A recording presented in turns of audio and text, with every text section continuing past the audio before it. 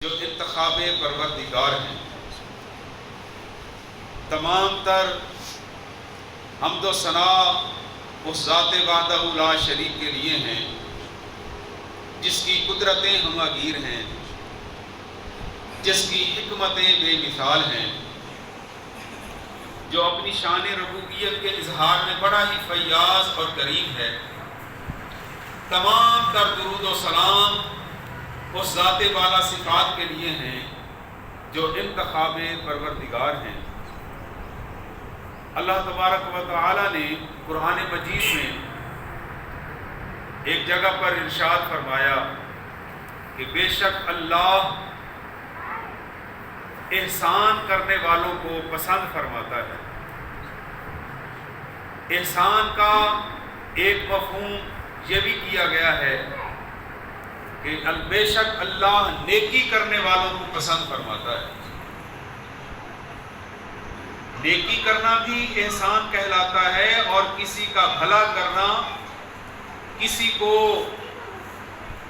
فائدہ پہنچانا بھی احسان کہلاتا ہے، اور احسان کرنے والے کو محسن کہا جاتا ہے، اور محسن کی جمع ہے محسنین۔ احسان کرنے والے یا نیکی کرنے والے یا دوسروں کا بھلا کرنے والے یا دوسروں کو فائدہ پہنچانے والے، یہ وہ خوش قسمت لوگ ہوتے ہیں جن سے اللہ پیار فرماتا ہے، اللہ ان سے محبت فرماتا ہے۔ اللہ تعالی ہم سب کو ان اخلاق کریمانہ سے مزین فرمائے جو نبی پاک علیہ السلام نے تعلیم فرمائے ہیں۔ اپنی ساری امت کو حضور علیہ السلام نے یہ حکم فرمایا ہے، ان کی تربیت فرمائی ہے کہ مسلمان ہمیشہ دوسروں کا بھلا کرنے والا ہوتا ہے، اپنی ہمت کے مطابق، اپنی حیثیت کے مطابق وہ دوسروں کو فائدہ پہنچانے والا ہوتا ہے۔ یہ ضروری نہیں ہے کہ جس کے پاس مال و دولت زیادہ ہو، جس کے پاس وسائل زیادہ ہوں، یا جو اقتدار کی مسند پر فائز کر دیا گیا ہو، صرف وہ ہی دوسروں کو فائدہ پہنچا سکتا ہے، ایسا نہیں ہے۔ بلکہ سرکار علیہ السلام کا ارشاد پاک ہے کہ جو میرا امتی بے شک غریب ہو، اس کے پاس وسائل کی کمی ہو، وہ فقط اپنے صرف بغیر پیسہ خرچ کیے، وہ اپنے اچھے رویے سے، اپنے اچھے طرز عمل سے بھی دوسروں کو فائدہ پہنچا سکتا ہے۔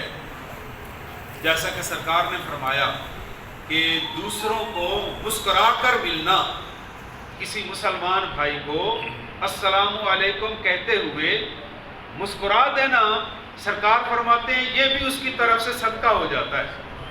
حالانکہ اس نے اپنی جیب سے کوئی پیسہ خرچ نہیں کیا، صرف چہرے پر مسکراہٹ بکھیری اور اپنے مسلمان بھائی کو دیکھ کر خوشی کا اظہار کیا اور صدقے کا ثواب پا لیا۔ تو اللہ تبارک و تعالی ہمیں یہ توفیق عطا فرمائے۔ آج مہنگائی کے اس دور میں جبکہ وسائل سکڑتے جا رہے ہیں، مسائل بڑھتے جا رہے ہیں، ہماری اپنی غلط پالیسیوں کی وجہ سے ہمارے وسائل کم ہوتے جا رہے ہیں، اور پریشانیوں میں ہم نے خود اپنی پریشانیوں میں اضافہ کر رکھا ہے۔ آج کل گھر کا خرچہ چلانا یہ بھی ایک ٹیکنیک ہے کہ کون سی چیز کو اختیار کیا جائے، کس کو چھوڑا جائے۔ تو یہ تو پہلے ہمارے پیارے آقا صلی اللہ علیہ وآلہ وسلم نے ہمیں یہ تربیت ارشاد فرما دی ہے۔ قرآن پاک اس بات پر گواہ ہے۔ سرکار نے اللہ تبارک و تعالیٰ کے حکم سے یہ ارشاد ہم تک پہنچایا کہ جب تم اپنے مال سے صدقہ کرنے لگو تو اس وقت حالت تجاوز سے آگے نہ بڑھو، یعنی صدقہ دیتے وقت یہ بات ذہن میں رہے کہ اپنے بیوی بچوں کا بھی خیال رہے.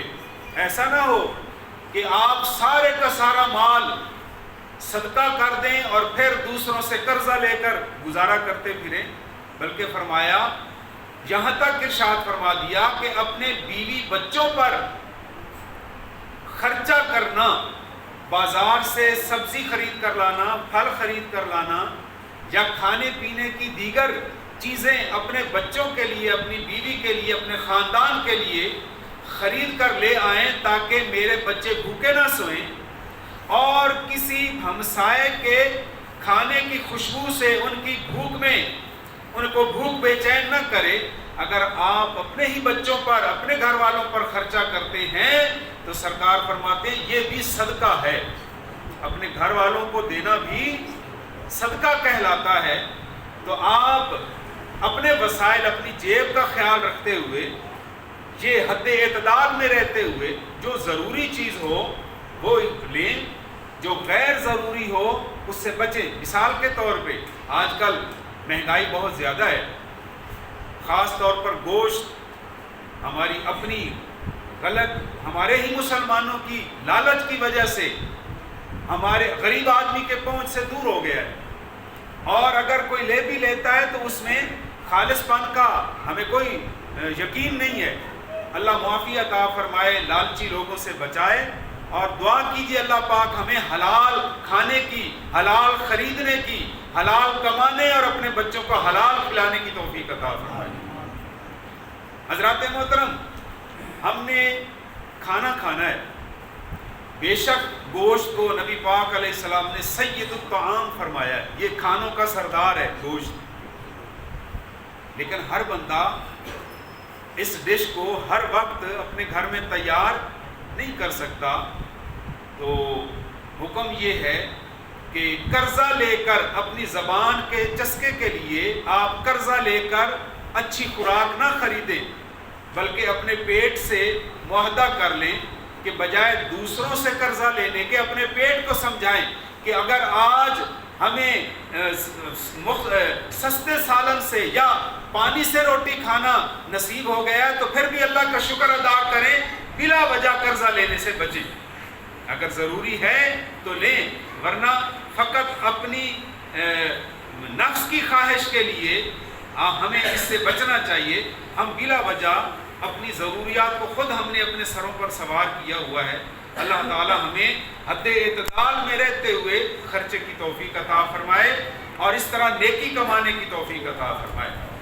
اور نیکی کرنے سے پہلے ہمیں اپنی سوچ کو صحیح اور درست کرنا ہوگا. وہ کس طرح کہ ہم ہر کام، چاہے وہ چھوٹا ہو یا بڑا، جس کو ہم نیکی سمجھتے ہیں، وہ اللہ کی رضا کے لیے کریں. ہمارے پیش نظر فقط صرف اور صرف اللہ کی رضا اور اس کی خوشنودی ہونی چاہیے. میں آپ کو اس بات کی مزید وضاحت آپ کے سامنے پیش کرتا ہوں. امام غزالی محمد بن محمد امام غزالی رحمۃ اللہ علیہ نے اپنی کتاب کیمیائے سعادت میں نبی پاک علیہ السلام کی ایک حدیث پاک کو درج فرمایا ہے، نقل فرمایا ہے، جس میں ایک صحابی حضور کی خدمت میں حاضر ہوتے ہیں اور عرض کرتے ہیں، یا رسول اللہ، سب کہہ دیجئے صلی اللہ علیہ وآلہ وصحابہ وسلم.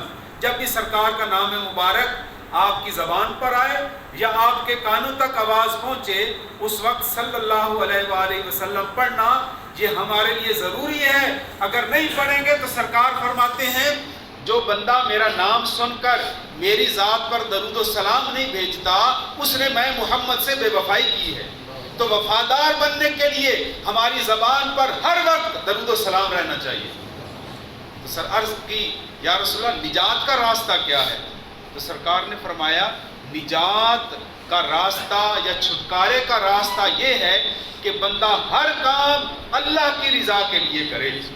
پھر مزید فرمایا کہ قیامت والے دن 3 لوگوں کو اللہ کی بارگاہ میں پیش کیا جائے گا. حالانکہ وہ تینوں بڑے عظمت والے نام ہیں. پہلا، ایک شہید کو پیش کیا جائے گا. دوسرے نمبر پر ایک سخی کو پیش کیا جائے گا. اور تیسرے نمبر پر ایک عالم کو پیش کیا جائے گا، اللہ کی بارگاہ سے حکم ہوگا، شہید سے پوچھا جائے گا، اے دنیا میں شہید ہونے والے ذرا بتا تو نے دنیا میں میرے لیے کیا کیا؟ اس حدیث پاک کا مفہوم یہ ہے، تو شہید کہے گا یا اللہ میں نے اپنی جان تک تیری بارگاہ میں پیش کر دی، قربان کر دی، کافروں سے لڑتے ہوئے میں نے اپنی جان کو بھی تیرے نام پر قربان کر دیا، میں نے یہ بڑا کام کیا ہے۔ تو اللہ پاک فرمائے گا نہیں، تو جھوٹا ہے، تو اپنے اس دعوے میں جھوٹا ہے، تو نے دنیا میں کافروں سے جنگ میرے لیے نہیں کی تھی، اس لیے کی تھی کہ تاکہ لوگ تجھے بہادر سمجھیں، تو لوگوں نے تجھے بہادر سمجھ لیا، اب میری بارگاہ سے تجھے کچھ نہیں ملے گا، تو جھوٹا ہے۔ پھر سخی کو پیش کیا جائے گا، اللہ پاک پوچھیں گے اے سخی تو دنیا میں دولت لٹاتا رہا، میرے لیے کیا کیا؟ تو وہ سخی کہے گا یا اللہ جتنی دولت میرے پاس تھی میں نے تیرے نام پہ قربان کر دی۔ اللہ پاک فرمائے گا نہیں، تو جھوٹا ہے، اپنے اس دعوے میں تو جھوٹ بول رہا ہے، تو نے دولت اس لیے لٹائی تاکہ لوگ تجھے سخی سمجھیں، تو نے میرے لیے کب کیا؟ جا تجھے میری بارگاہ سے کچھ نہیں ملے گا۔ پھر ایک عالم کو پیش کیا جائے گا، اے عالم تو نے کیا کیا؟ یا اللہ میں نے قرآن پاک کا علم حاصل کیا اور دین کا علم حاصل کیا، لوگوں میں پھیلایا، میں نے یہ کیا۔ تو اللہ پاک فرمائے گے تو بھی جھوٹا ہے، تو نے دین کا علم روزی کمانے کے لیے، اپنا پیٹ بھرنے کے لیے، اپنی جیبوں کو بھرنے کے لیے حاصل کیا اور آگے بڑھایا، تو نے مجھے راضی کرنے کے لیے تقریریں نہیں کی، تو نے مجھے خوش کرنے کے لیے علم دین حاصل نہیں کیا، تو بھی اپنے دعوے میں جھوٹا ہے۔ اور فرشتوں سے فرمایا جائے گا ان تینوں کو دوزخ میں ڈال دو۔ اب آپ اس سے اندازہ لگائیں سخی، شہید اور عالم یہ کتنے بڑے نام ہیں، لیکن نیت کے خراب ہونے کی وجہ سے ان کو کچھ نہیں ملا۔ تو ہم چھوٹا کام کریں یا زیادہ، نیکی کا اگر ہمیں موقع ملے تو پہلے اللہ کا شکر ادا کریں، یا اللہ تیرا لاکھ لاکھ شکر ہے تو نے ہمیں اس زندگی میں نیکی کرنے کا موقع عطا فرمایا ہے۔ اور جب نیک کام کرنے لگیں تو پہلے اپنی نیت کو تلاش کر لیں، اس کو دیکھیں یہ کیا چاہ رہی ہے۔ اگر نیت یہ ہے کہ میرا یہ کام اللہ کو راضی کرنے کے لیے ہے تو پھر آپ کامیاب ہی کامیاب ہیں، چاہے وہ چھوٹا ہی عمل کیوں نہ ہو۔ سرکار فرماتے ہیں کہ اگر نیت درست ہو تو کھجور کا ایک دانہ کتنا ہوتا ہے، اس سے کسی بندے کا پیٹ بھی نہیں بھر سکتا، لیکن سرکار فرماتے ہیں اگر نیت درست ہو تو کھجور کا ایک دانہ بھی اگر صدقہ کیا جائے تو اللہ پاک اس کو ثواب کا پہاڑ بنا دیتا ہے۔ اور اگر نیت صحیح نہ ہو تو دولت کے پہاڑ اگر خرچ کر دیے جائیں تو ثواب نہیں ملتا۔ اللہ پاک ہم سب کو نیتوں کو درست رکھتے ہوئے نیک کاموں کی توفیق عطا فرمائے۔ وما علینا الا البلاغ المبین۔